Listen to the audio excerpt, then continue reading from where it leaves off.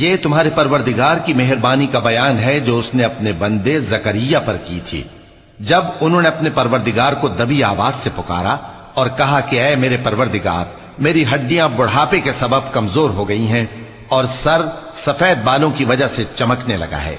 और ऐ मेरे परवरदिगार, मैं तुझसे मांगकर कभी महरूम नहीं रहा और मैं अपने बाद अपने भाई बंदों से डरता हूं और मेरी बीवी बांझ है, फिर भी मुझे अपने पास से एक वारिस अता फरमा जो मेरी और औलाद याकूब की मीरास का मालिक हो। और ऐ मेरे परवरदिगार, उसको खुश अखलाक बनाइयो।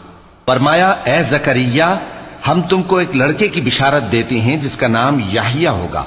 इससे पहले हमने उस नाम का कोई शख्स पैदा नहीं किया।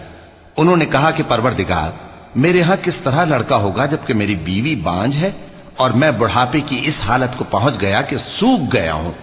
हुक्म हुआ कि इसी तरह होगा। तुम्हारे परवरदिगार ने फरमाया है कि मुझे ये आसान